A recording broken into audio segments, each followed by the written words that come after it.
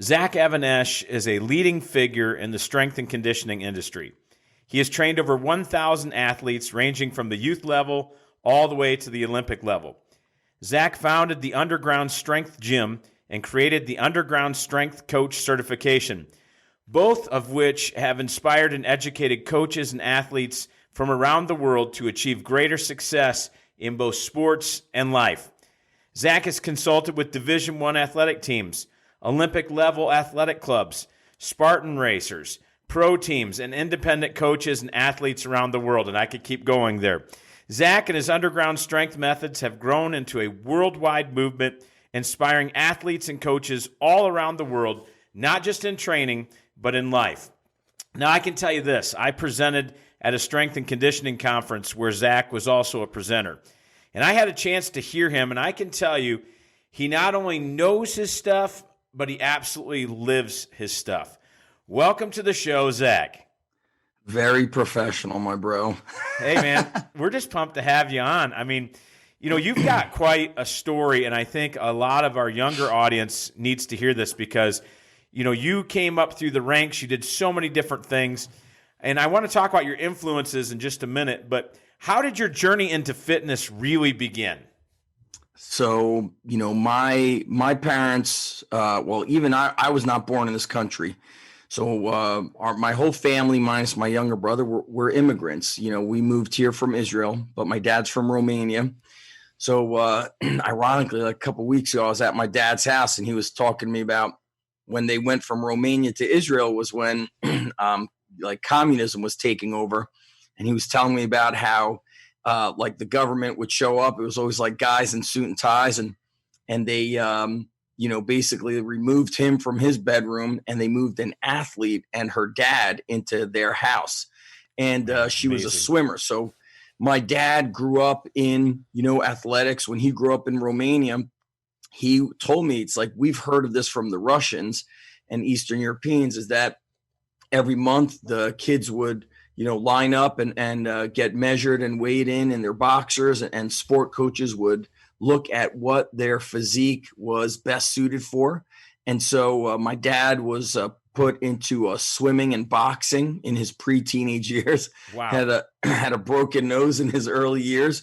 And so, you know, when I grew up with my dad. Like, that was kind of physical activity was our normal. So he'd come home from work, we'd eat dinner, and then he'd be taking us to the park to play pickup soccer games, you know, with like guys that didn't even speak English. You'd hear, I remember, like, there was guys from Africa, there was, you know, there was guys, you know, Hispanic guys speaking Spanish. And so I learned to play like street soccer. Same thing with basketball. He would take us to the park, and I never played against kids. It was always like men. And I remember he took me to play basketball. I don't even know if I was a teenager yet, but I was blocking a guy. He's coming up for the rim. And when he jumped, like, his head hit my chin. I think he like knocked me out. And I remember, like, you see the stars. And I'm comparing it to today. Everybody be like, "Are you okay?" I remember just like sitting there dazed, and the guys were like, "You're okay, buddy." And my dad didn't even ask if I was okay. So I grew up with that. And my older brother was like a extremist with trying to get into fitness and running. And these are, you know, the 80s. And he would read Muscle and Fitness, Muscular Development. He would buy these magazines and buy books. He would read things and then experiment on himself. So I watched him organize and set up like a gym in his room, which was downstairs. He took me with him to the mall to go to Herman's Sporting Goods to buy plates. We put them in our backpacks, rode our bikes back. And, you know, he would run 3 times a day with the Doberman. He would lift weights. And I watched what it did for his physique. And I also, my older brother was like, he was bullied a lot. So he would get into fights. So when I was in middle school, it was like every few months he would be meeting somebody in the back of the school to fight them because they thought he was like a nerd. And then he would destroy them. And I was like, man, my brother's really tough. And it just, you know, I added up what's 2 + 2. Like, he was lifting, he was running. And so I tried to kind of follow and copy. And what happened with me was I fell in love with bodybuilding. He had the books. So I would read Arnold's encyclopedia. I would read his bodybuilding magazines. And I fell in love with that stuff before I actually even trained. I remember reading things in 7th grade, but not lifting. And I was like saying to myself, that's weird. You're reading about it, but you're not doing it. And so through elementary, middle school, I played soccer. My older brother was soccer, football, and then in high school, he started wrestling. My dad, coming from Romania and Israel, he didn't know what baseball was. Like these American sports, he didn't understand. And now, with kids of my own, I'm like, man, I wish I played football and baseball and got those experiences. But what really got me started was seeing my brother. He joins wrestling. He's telling me it's like this greatest sport on earth. I had not an ounce of toughness in me. I start lifting weights the end of 8th grade. I'm 13 and a half. I lift weights in his room. He's got a Solo Flex. I don't know if you remember that, John. Yeah, absolutely. Our friends listening can find Solo Flex commercials on YouTube. He bought a Solo Flex by saving up his money as a busboy. And that's also like what we did was when I was younger, I bought my first bike through a paper route. Then I got my bike stolen.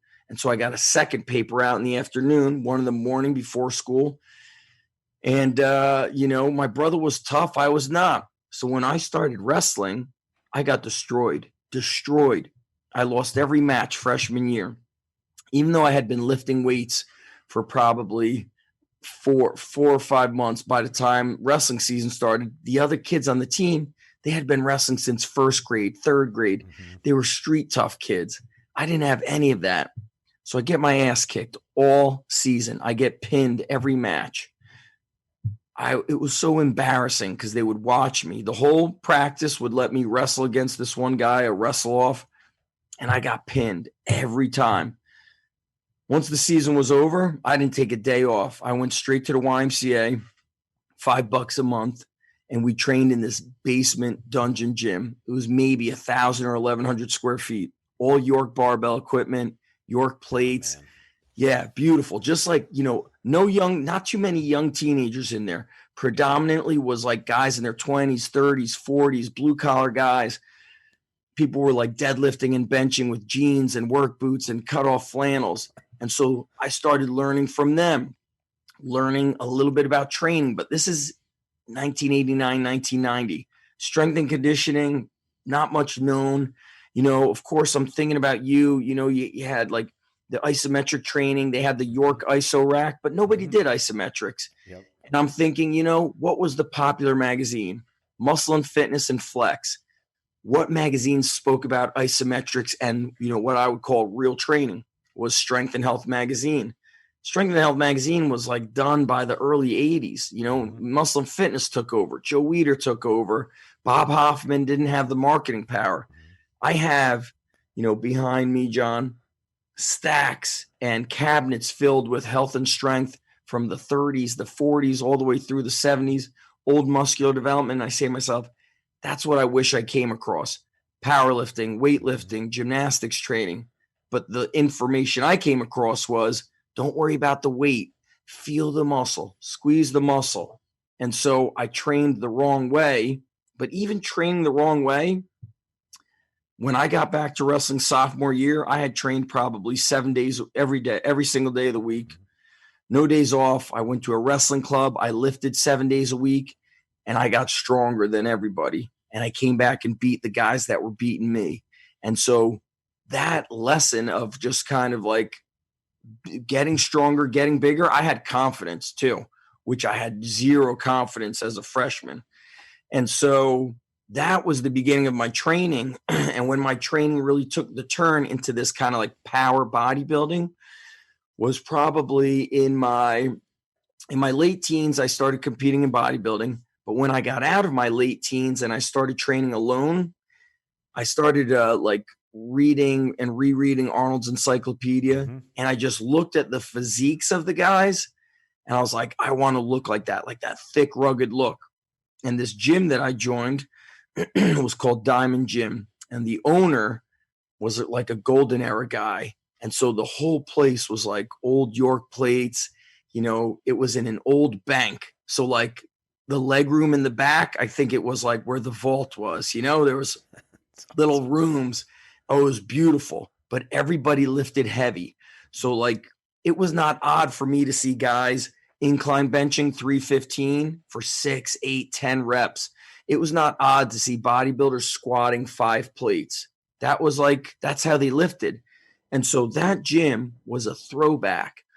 And I started learning from those guys the most. They would finish training, they'd sit out front, you'd see guys eating steak and eggs. They had it in their Tupperware. And that gym, it was not just bodybuilders, John. It was bouncers who worked in New York City because we were like 25 minutes from Manhattan. It was like kickboxers. It was bodyguards, you know? And so these guys were all big and strong. And guess what I saw my first day walking in there? Guys doing rack pulls, bodybuilders with 6 plates, traps busting out. And so it was like, I was like, this is where I'm going to learn. This is where I'm going to learn to train. And that was the beginning, I think, of me taking my strength to new levels.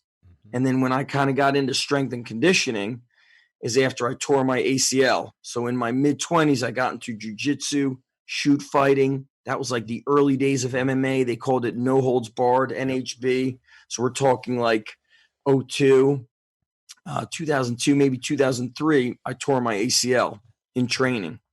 And that's when I said, man, I'm so big. I'm so strong. I look this tough, but I keep getting injured. I had broken my nose. I had torn my shoulder. This was going to be my second knee surgery. The ACL was serious. And so I said, I'm going to study how the best wrestlers in the world train, and I'm going to help other wrestlers. So I started researching Russian wrestlers, Russian wrestling training. And in the early 2000s, as you recall, the internet was super like new, right? With information. So I luckily came across 2 resources. I came across Westside Barbell and Elite FTS. So Dave Tate, Jim Wendler, Louis Simmons.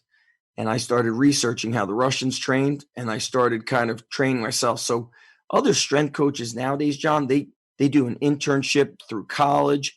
Like I was a phys ed teacher. I was a wrestling coach. I had a bodybuilding background.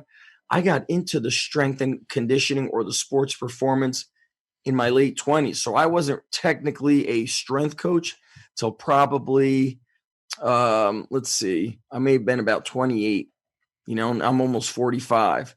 So, but I started coaching in 95 as a fitness coach in a hospital fitness center. So, you know, it started my brother. It also started, I'll say this, John, this is interesting. I live in a small town, beach town, real nice, you know. My wife and I grew up in Edison, New Jersey, which is a pretty rough area. And I always say, you know, like we moved out of there because we wanted our kids a better place, right? That's what you do. You are trying to protect your kids. And I'm like, dude, I got punched in the face in 2nd grade. I got my ass kicked probably every year. But like in the town we live in, nobody's punching my son in the face. Nobody's stealing his lunchbox. Nobody's bullying him. And so I remember in middle school doing push-ups because I was scared of some of the older kids in the neighborhood. Like I wanted to have confidence and have some self-respect. And if they did want to fight, I wanted to at least put up a fight, you know? And so today I feel like kids, they don't train until their parents find a person like me, which is not good because I don't want you to have a strength coach just so you could do push-ups. You know, you should do that stuff on your own. And so when I started kind of doing the strength and conditioning as a business, it was out of my parents' house and then out of the first house I bought. And because back then the resources for purchasing equipment was so limited, you had really commercial equipment. It was so expensive that I was like, I just got to make stuff. And so that's how I started making sandbags. I went to liquor stores and asked to purchase kegs. And I told them I'm doing strongman training. So the first place I went to, they're like, no, we're not giving you a keg. I think they looked at me like I was going to throw it over a bridge or something. So I said, I do something called strongman training where I carry stones and kegs. And I said, maybe you've seen World's Strongest Man. And they're like Franco Columbu who carried refrigerator. Yeah, that's what I do. So they're like, all right, it's $20 for the recycled keg. So I learned how to build these odd objects. I remember filling the kegs with water and trying to figure out how to seal them shut. And so those early 2000s was making the equipment, making things happen. I would buy equipment from classified ads. There was no Craigslist. There was no eBay. I went to Newark, which have you ever flown into New Jersey? Absolutely. Into Newark? Yep. All right. Newark is like one of the murder capitals of New Jersey. So I remember I was like, all right, going into Newark, I'm going to put some money in my pocket, some money in my sock, a little bit more in my underwear. If something happens to me, they could get like 1/3 of the money. And that's how I purchased some dumbbells from a guy in Newark and a flat bench. Then there was a place that would sell, they would like go in and refurbish equipment, or they would buy, gym would close out, fitness center would close. And then they had a basement with like used stuff that they thought was like junk.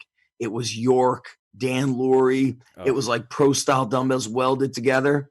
I went and would buy stuff at 25 cents a pound, 15 cents a pound, And so I started building the garage, and I would come across like Brooks Cubic Dinosaur Training, Dr. Ken Leisner. I started coming across, I think, the right stuff. I wish I would have came across it earlier. And so my business began out of a garage. And then in 2007, started my first warehouse, and now it's 2020. And right now I have 2 facilities. This facility is like primarily all athletes, few adults. Then my other facility up north is a blend, primarily athletes, but we do have adults. And like now, that bio of me training like 1,000, I train 100 to 200 athletes a day. Yep.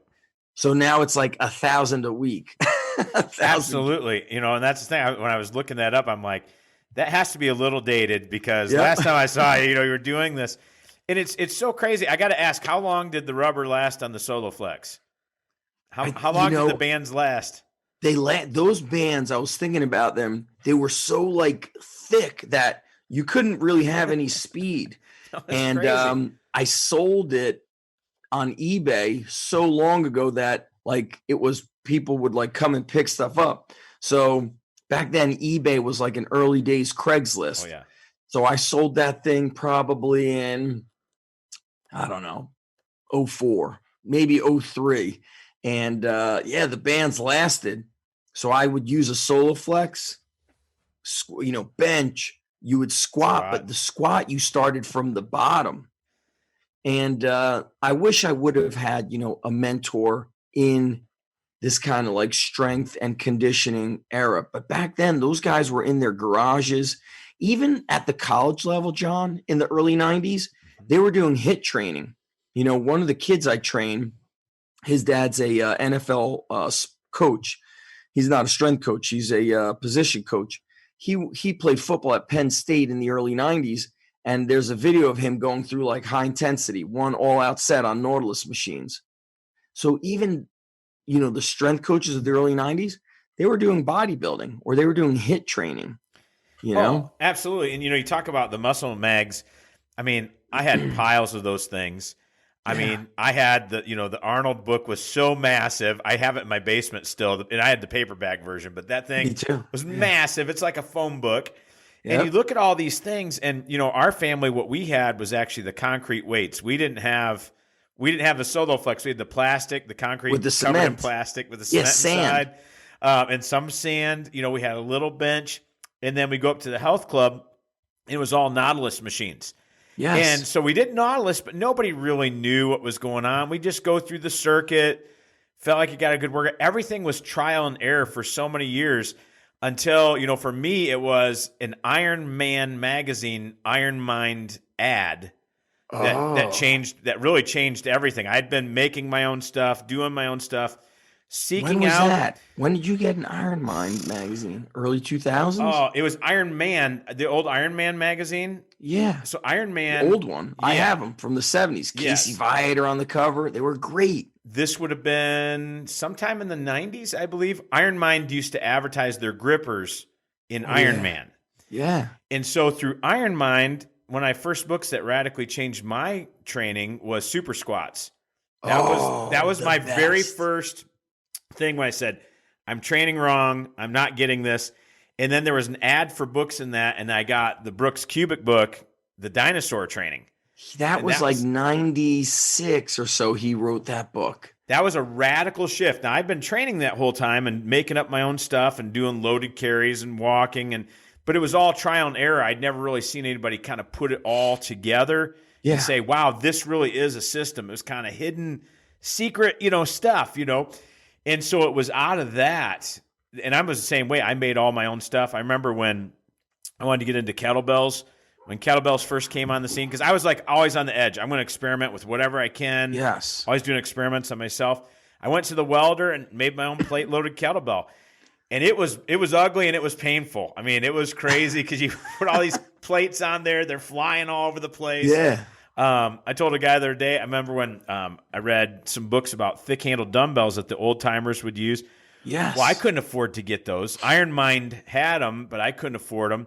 And They're so expensive. I just bought a ton of duct tape and would go down and buy these cheap dumbbells and make my own thick handles with duct tape. That's what I did. See? We did had a dumbbell and we took like string, wrapped the string around it, and then tape. Everything was made. And then, we got people that started fabricating things. Of course, Elite FTS works with, I think, Williams Strength. They're down in South Carolina. Sornex was making stuff. But you're right, the machines. So like even in high school, a buddy of mine trained at a place called Woodbridge Racket Club or Woodbridge Health and Racket Club. And believe it or not, there was a lot of professional wrestlers in the area because a train from our area to go to New York City was like 35 minutes. And so we used to see some of the pro wrestlers lifting. And I remember going with my buddy and they were squatting with, the Hatfield bar with their hands up. And we were like, what is that? And they showed us how to use that. But these guys were huge. And, I think you mentioned super squats. See, if I would have came across that book, I don't think I would have been, as a wrestler, you're worried about your weight. Mhm. Even when it's off season, you're like, you're a kid. You don't know what you're saying or think. So you're already projecting, oh, next year I'll wrestle this weight. So you're limiting your food intake. I go completely against that now with the athletes. Everything is about get big, get strong, eat. My son is in 6th grade. He's heavier than I was than the sophomore year. He weighs like 142. Now, I looked different at age 15 at 142 than he does at age 12. But I also never had a filet until I was in like college or like filet mignon there.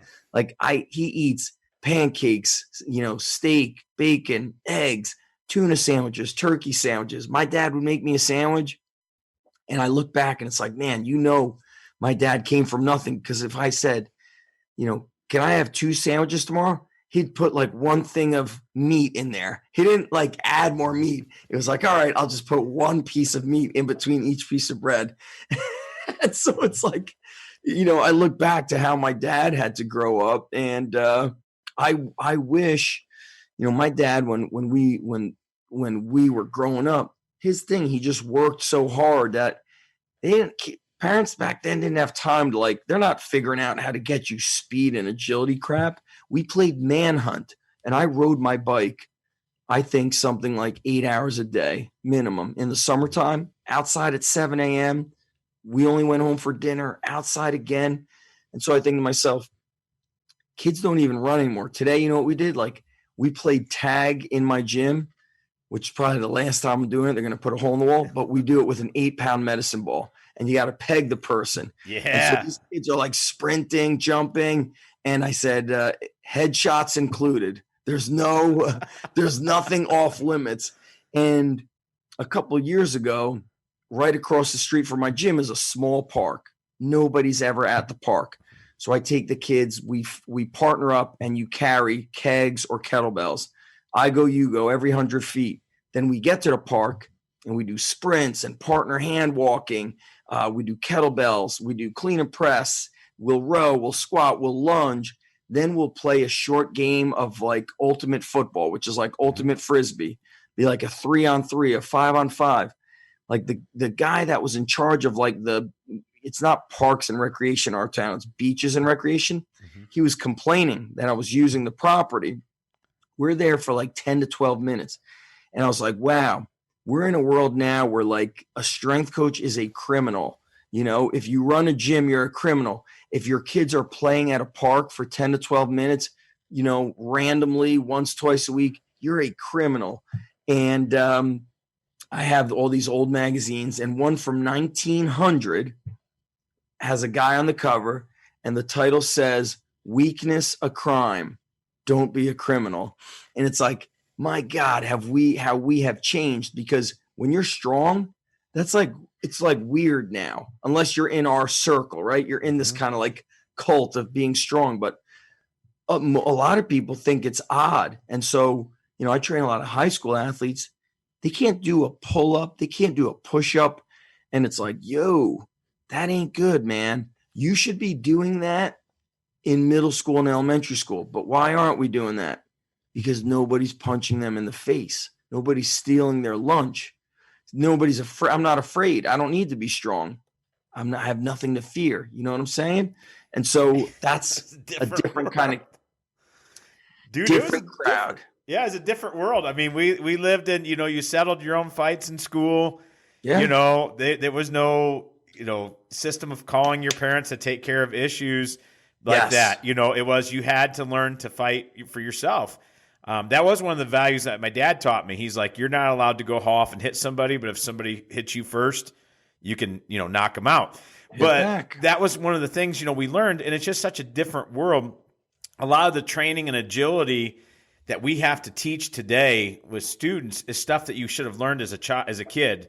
Run around. I mean, we played tackle football all day long. Before school. Yeah. We went to school early to play tackle football. No pads, no nothing. You know, It was just, it's a different thing. And so it's really a lot of kids relearning stuff with their vestibular system and things that would be natural to them growing up. The free play. That to me is, there's a guy, Jeremy Frisch, and I was thinking of him because you mentioned dinosaur training. So a guy, when I opened my first location, he was a student of like Dr. Ken. He did all that high intensity training, played football at Temple University, and then he was getting drafted into the NFL, but he opted to go to seminary school to be a priest. So he stood outside of my gym. I never had met the guy. He had a bag filled with the Brooks Cubic Dinosaur Files, the newsletter. Dr. Ken VHS tapes. And so I'm reading this Brooks Cubic newsletter, and I see my buddy, Jeremy Frisch. And Jeremy Frisch is talking about dinosaur, you know, everything was like dinosaur cardio. He's like, I've got an anvil in my basement, and for cardio, I Zercher walk it up and down the stairs 20 times in a row. So Jeremy now trains youth athletes, like kids in elementary school, all the way through high school, college, but it's all through play. So if you look at his videos, he posts them on Twitter. He's doing tag games, dodgeball. He's doing, you know, he sets up obstacle courses. His gym is in I think it's like an old school cafeteria. So he's got all the old gymnastic crash mats. So he'll have them running up and over stuff. Then he'll throw a ball. They're diving for it. They do all that. Then as they get older, they deadlift, they power clean, they do all this, but he's built them into athletes. And what's so interesting is, you know, he had the dinosaur training knowledge, you know? And so we're talking about this like strongman training, tag games, tackle football. Now you have kids that are so coached, they don't know how to do stuff on their own. And so what I did this week, ironically, we're talking about this, is I'm coaching like 9 groups a day. It's exhausting. Yesterday, I was like, you know what? I got to break up the monotony for myself and the kids. So I said, all right, 8 kids in the gym or 10 kids, however many I had. I said, each person has to come up with something, and that's the part of the warm-up. I said, it doesn't have to be jogging, skipping, karaoke. Like, don't think that way. You could use weights. You could do whatever. So one kid grabbed, everybody get a 5 or 10 pound plate. He put timers on. They did all the arm circles with the weights. another kid pulled out hurdles. Another person was like, partner passing the medicine balls. Then they started saying, all right, we got to do 5 push-ups, then sprint down and back, or we're doing a relay race with the sleds. And then as soon as you're done, you climb the rope. And I was like, this is what they need to do. This is how, like, if you look at old Russian and Polish, weightlifters, this is what they were doing. And so then I let them create their own lift, their own workout. They were going, I couldn't believe the volume, what they did for sets and reps. So it was like 5 sets of 5 deadlifts. They did sumo. New guys did trap bar. Then they did incline barbell bench. I was like, damn, we haven't incline benched in a while. They were creative. Then they did front squats to a box. I never do that. They just got creative. And so it reminded me, like, they need freedom to create. And if a coach is always organizing, it places limits on them because you're too smart. You're like, let me just do 5 sets of 2. That's optimal. I don't want to do 5 by 5. That's too much. They did 5. One group, each group did their own workout. One group did the deadlift for 5 by 5. Then they did high rep upper body work. Then they went to do heavy Zercher squats. I wasn't going to be like, oh, that's not in the correct order. They didn't know, and nor did they care. And it was actually better for them. And then it was interesting. Then the next group, they all deadlifted, ironically. Then the next group, instead of high rep upper body, so that first group did, like, their upper body work was like dumbbell bench for 20, kettlebell shrug for 20, face pulls for 20. I was like, damn, all right. The next group did it for sets of 5 and went heavier. And so it was interesting to just kind of give them the freedom to train and create. And I've always said, like, I don't run a business to keep them. I want them to be empowered and to have like accountability and the ability to do things as an individual. So if something ever happens to me or to the gym, they're not like lost. I want them to be empowered. And so with this whole COVID thing that happened, John, I'm at a high school also full time. We were schools were basically like shut down in mid-March. And so from mid-March up to mid-September, I didn't see the kids. That's 6 months from the high school. Kids came back, 3 out of 75 kids came back bigger. That's like what's 3 out of 75? It's like 4.5% improvement. Kids couldn't do a bodyweight squat. They forgot how to do push-ups. They were weak. They were just, and then what did we have all in the first 3 weeks? My hamstring, my quad, my knees, my ankles. But as soon as I was given the green light by the governor to train outdoors, that was mid-June. So it was March, April. So it was 3 months of the gym being closed. I would get the kids inside. They'd get 2 kettlebells, 2 different weights, a light one and then the next heavier one. I took them to the side of our gym to this little grass patch, essentially. They would do, I would do body weight. I would do kettlebells. I would do squat holds, iso holds. And then I did a lot of sets of 3s and 5s or 10, 8, 6, 4, 2 or 5, 4, 3, 2, 1. And then I just started getting some sprints and a lot of carries. We did it for a month. When we finally got back in the gym, we had kids front squatting 225, 245, kids who weighed 185. And I was like, I rebuilt them in a month. I did a week easy, second and third week, like 60%, whatever, 70, 75, 85%. By week 4, we started just like getting after it. And I remember saying to them, like, guys, the first 2 weeks we're going easy. And then, I was bringing like a movie. So I said, guys, you ever see the movie Commando with Arnold? They're like, oh no, we don't. So I bring him in. I show them the part where he's got that guy Sally. He's holding him. He's like, Sally, remember when I told you I would kill you last? I lied. So guys, remember when I said we would go easy for 2 weeks? I lied. We just worked. We worked, but we did have kids that got dizzy just from the warm up.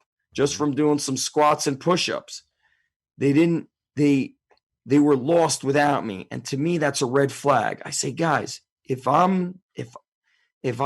die or something happens to me, you always know how to do sprints and push-ups and pushing a truck. Yep. You don't need me. You don't need me to hover over you. You got to get past that. And so I train athletes, at the high school right now with these limited hours, 2 days a week, maybe 3. I said, guys, that's nothing. You need to go and join these gyms, and you need to trap our deadlift and bench and farmer walk, do your push-ups and pull. You got to train more. And super squats should be read by every kid. I just got these 2 books, John. I'm going to, I don't know why I didn't order them, but they're also from. Oh yeah, the powerlifting basics. That was one of the ones I ordered. Yeah. That's old school, brother. I know. So this is, I think it's essentially like a super squats. The Adventures of Lope Delk. What kind of crazy? It's name funny is too. that? Yeah, there's some good. It's some good stories in there. It's a good, story. That's it's how kids great, learn. It's a great way to kind of learn it with the characters in there. Yeah, and I'm excited to read it. I just got it today in the mail. Oh man, see, you're hitting on some passions for me. And this is one of the things I want to talk about because I know we have a lot of young students listening as well as some elite athletes. I always knew, even though I was discovering training system for myself, I always knew that there was something more than just the big lifts, more than just the Nautilus, more, in high school I knew I took, when we wrestled, because I wrestled for a while, the conditioning. Where did you grow up, John? What state? In Michigan, in Davidson, which is near Flint. Yeah. So Flint, Newark and Flint, a lot of similarities. Smaller. They have like a documentary on Flint on Netflix. Yes. I didn't watch it all, but it's pretty bad, dude. Yep. So I lived in the suburb, which is really nice, but what I'm saying, when you're talking about Newark, I get it. You're right there. So what's interesting is this. So I knew from wrestling that the conditioning was spot on. I knew that some of the things we were doing in football was spot on. I knew that, lifting. So it was combining all these things. The problem what we have in sports today is we're training kids just to have a great squat. Or, hey, you can have this great time in the 40. And, when they're training for a combine, it's totally different. When you're training, for stats. Correct. But people don't know how to do the basic stuff. And so, I always tell people, like, in my training, I'm using, which people think is crazy, I use a mace. I use club bells. I use extremely heavy barbells. I use sandbags. I mean, it's everything under the sun. Chains, isometric rack. It all works. Everything, we put it all together. But one of the things that I'm so passionate about, you talk about creativity and training. I remember when I started working with a group of athletes, and all they had been doing was the power lifts. And all they knew is that, hey, the strongman's going to come in, and he's going to, take us through a workout today. And I said, hey, we're staying away from the barbells today. All we're going to do, I said, I want everybody to, because they have those rubber Olympic plates. Everybody pick out a plate, And I said, I'm not going to tell you what size to pick, but of course everybody wants one of those big 45-pounders. Yeah. And I said, I want you to look at your plate. I want you to get to know your plate because you're never setting that thing down for the entire workout today. And so we did overhead squats. We did, hugging it when they get really tired, if they're going to drive it, hug it. We did high pulls. We did carries. They did wall sits. They did, I can't remember how many squats, deadlifts, whatever. But they could not set that thing down. I would just start yelling. If you set it down, you're out. And nobody, everybody's pride at that level is like nobody's. But what's interesting is that was probably the hardest workout they've ever had, and not one barbell was ever used. And it's this whole idea, we've got to be creative. I think one of the things why, and some kids are getting burned out, is because, again, if all you're doing is the power lifts, and you're not working, or if all you're doing is speed work, I mean, there's got to be this balance and creativity. It's like a world of choice. I'm like you. I don't discriminate against the many tools to get strong. And you know what? Like sometimes as a strength coach, you become too smart for your own good. You're reading everything and you're, trying to make it mirror what Russians did. And it's like, dude, that's from the 70s. Those Russian athletes were locked up in in like essentially dormitories. Their food was maintained. They weren't looking at a phone. There was no phone. Mm-hmm. They were told when they didn't even have to think. So today is such a different world. And you know what, you mentioning all those high rep squats. So I remember when I trained a kid who was very strong, big kid, football player. He had finished senior year. It was the end of senior year, high school, and he was going to a Division III football. Division III college for football. He could trap bar deadlift 495. He could floor press 315. He could box squat 405, but he could barely do like a bodyweight lunge. He would like stumble everywhere. Mm-hmm. Push-ups were a struggle. We had to elevate his hands, but he could bench 315 for like 3 to 5 reps. Farmer walks. After one set, his grip was done. And I remember, oh, he's strong and useless. Like he has the records in his high school weight room for squat, bench, and, you know, they call it a clean, but they do like a jumping jack back then. And I said, dude, we're not touching. I did what you said. We're not touching the barbell. You need to move. So we started, this is early days, you know, battle ropes were very new. We started using battle ropes. I did always a lot of sleds. I remember speaking with Louis Simmons in the early 2000s. He would talk to me about training for time. He would train wrestlers. You know, they would do things for like 5 minutes nonstop, throwing medicine balls, you know, moving a kettlebell. And then you read about later down the road, Vasily Alexiev doing 100 reps of snatch throws with a 220-pound barbell. You learn about this like different types of strength. And you mentioned that plate workout. We have a kid. He's in he's at one of the University of Alabama's. I think it's like Monroeville. And he's a kicker. He became a meathead. He started out in middle school, 7th grade. He was a legit 82-pound kid. Senior year, he leaves at 182. So he gains 100 pounds through 5 years, which is not really crazy. It's 20 pounds a year. It's like 1.25 pounds a month. You know, it's not 1.5 pounds a month. You know, you and I know that's not out of the ordinary. That's pretty normal. But people hear, oh, he gained 100 pounds. He used to do this thing called the conveyor belt. He was like a very like energetic kid, especially when he got bigger. So he would take all the bumper plates off of the one squat rack and pile them up. And then the kids would line up. And you had to do 10 curls with the 10-pound plate. Keep going down. Then the 25, the 45, it would go down, would come back. But they would do both sides. So it was like 10, 25, 45, then again. And then the kids started changing it. They'd say, we're going to do curls going down. We're going to do triceps going back. We're going to do it again. We're going to go overhead. And then on the way back is curls again. All right, you can't curl it. You have to ISO hold it. If you can't do reps in the press, you have to ISO hold it overhead. And I'm thinking to myself, one day I'm like, man, these kids are doing a lot of work. And I'm noticing like their shoulders and arms. And I added up and I'm like, we just did everything we do. And then they just did 360 reps of work because they had 10 plates and they did all these exercises. So thinking of all that high rep stuff, what about the Indian wrestlers? They do, if you watch them wrestle, when they're done wrestling, they don't just sit. They go and do their Hindu squats, Hindu push-ups, and rope climbs. It's like a nonstop go. And that's why they're so thick and not shocking to me. Now we have Indian wrestlers placing in the Olympics. Mm-hmm. They were not competitive at all. But now that, you know, the internet gives you access to technique and wrestlers travel more, their physical training or now their wrestling training has matched their, you know, elite physical training. It's definitely caught up for sure. Because, you know, they're training and it's like one of these things, you know, it has to be functional. It's one of the things I appreciate about your book. It's one of the things about, I mean, for those that don't know, Zach's got probably 100 programs out there. You know, I mean, it's just it's amazing wealth of knowledge. Is that we have a whole lot of kids for too long that are focused on the show and they can't go. I had a student, and this is not a negative thing. It was just where he was starting from. He was the top bencher in his class, and I said, "How much do you bench?" And he threw out the number. I brought in the bamboo bar.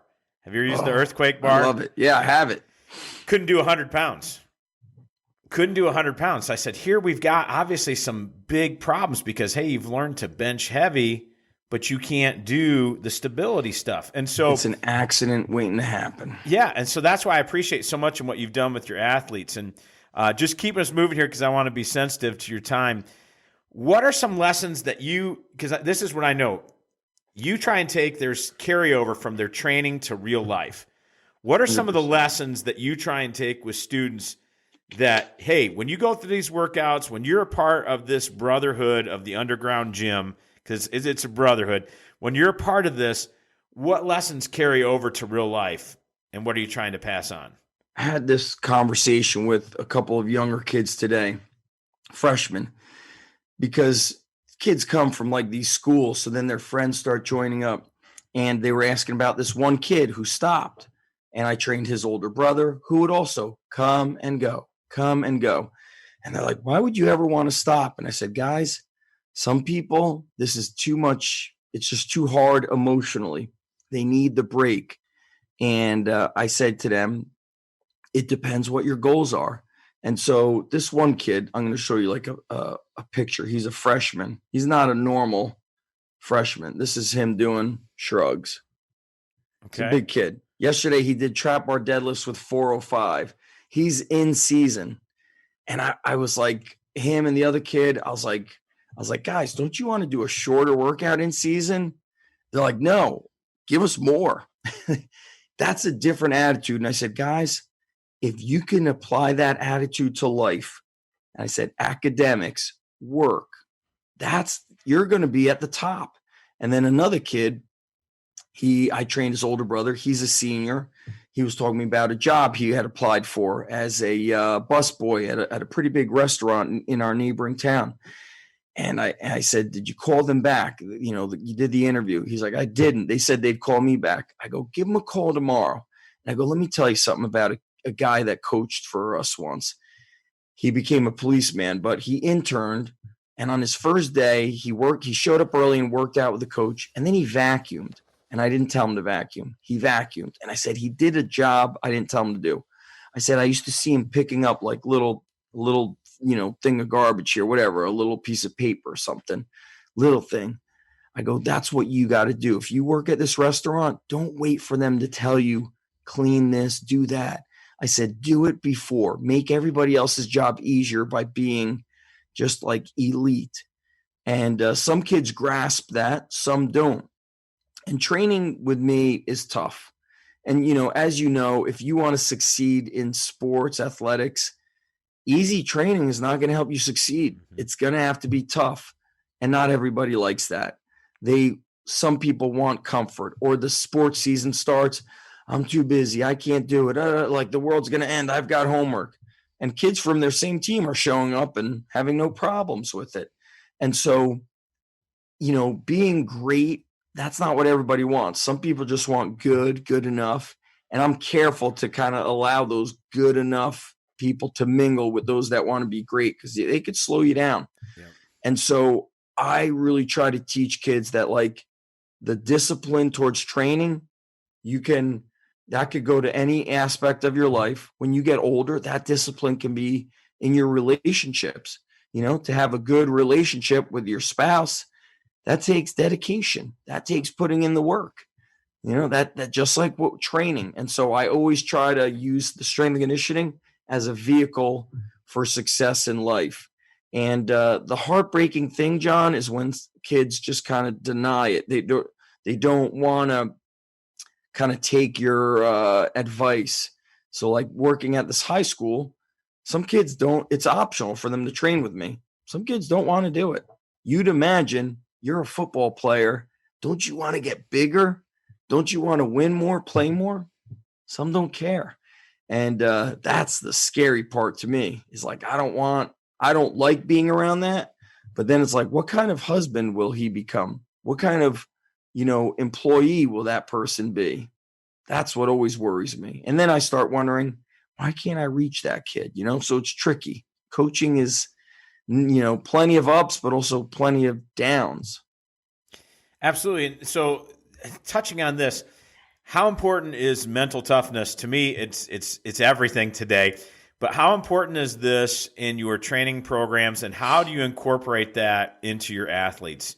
How do you incorporate that mental toughness, facet of that? Because if there's one thing I think we're struggling with today, yes, it's learning to be mentally tough, with everything going on. Can you share how you do that? Sometimes you hear people say, oh, I don't like that word, mental toughness. Why? Like, does it offend you? What's the problem? So, grit, mental toughness, mental fortitude. each kid is at their own place. Some kids could be pushed and really go through a lot of tough training. Others, you have to really, like, inch by inch, centimeter by centimeter, give them just a little more of a challenge, Got a kid that trained, he's here with us like 3 weeks.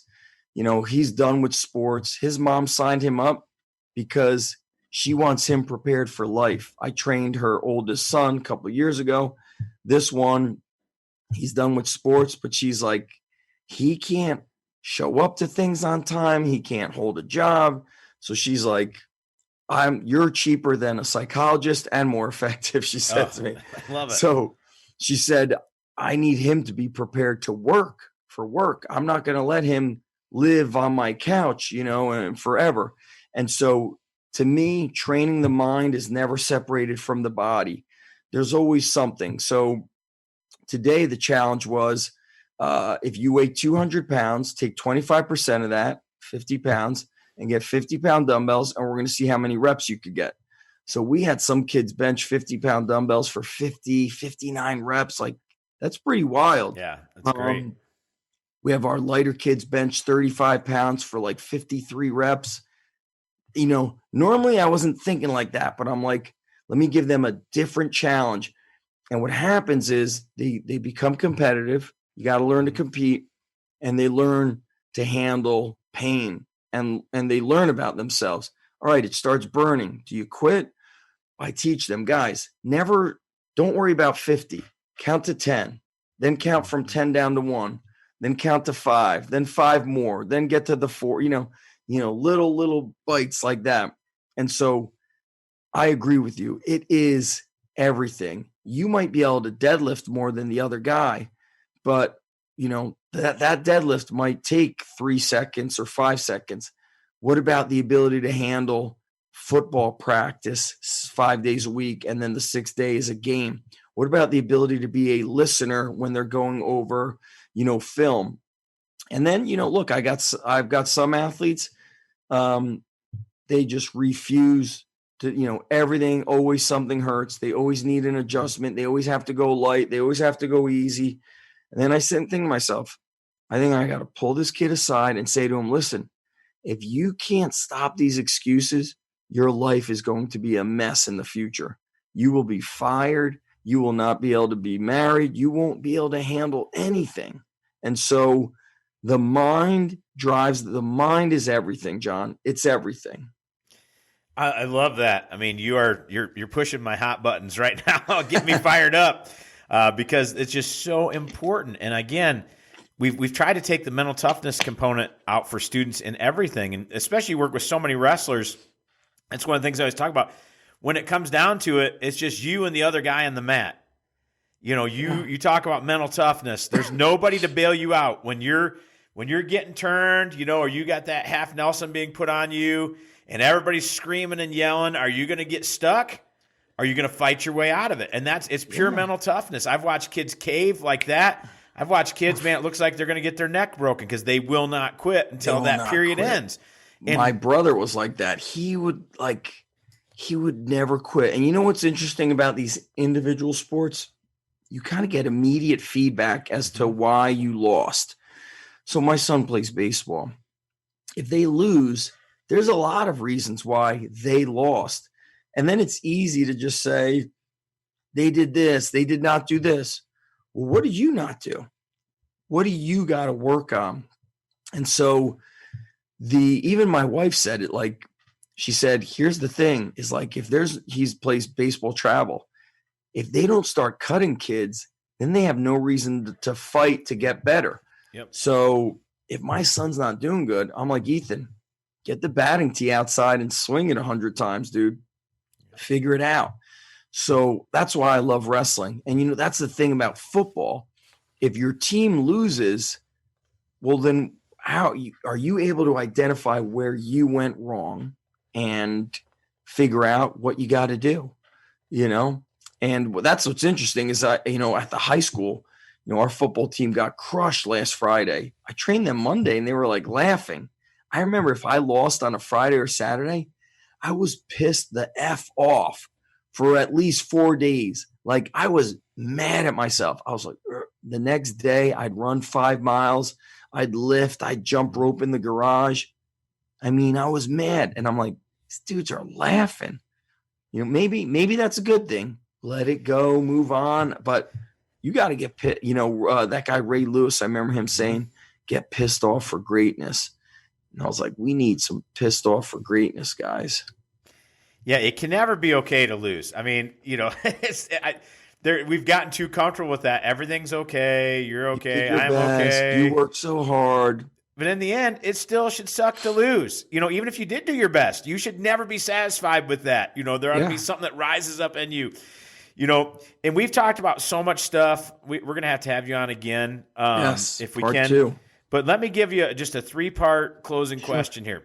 Yeah. What are you most passionate about right now? Yep. What's next? Have you had any new projects, books, programs? And then where can people find out more about you? I mean, because you have so much more beyond the big book. I call it, you talk about Arnold's encyclopedia. Yeah. You have your own encyclopedia one. Yeah. So where can people find out more about you? So those 3 things. What's your passion right now? What's next? And where can people learn more about you and your other programs? I'm still super passionate about coaching. The tough thing for me is, I've had a taste of coaching at a lot of levels. Our mutual friend Marty Gallagher brought me when he went to train Naval Special Warfare Development Group. And being around those guys, you're just reminded that how much it's so great to be around the elite. I've coached at Rutgers and Lehigh, top 10 Division I wrestling teams. You're around elite people. Coaching the high school level has been the hardest because there's like barely any funding. So you're not like, hey, I need 10 safety squat bars. It's not like that. You're getting like 1 a year, then you're fundraising. So I'm really passionate about creating change with this high school generation and creating change at the high school I'm at. My buddy Ron McKeefrey interviewed a guy, and I remember the guy's advice was, make the big time where you're at. Stop worrying about you want to be in the NFL or the Division I.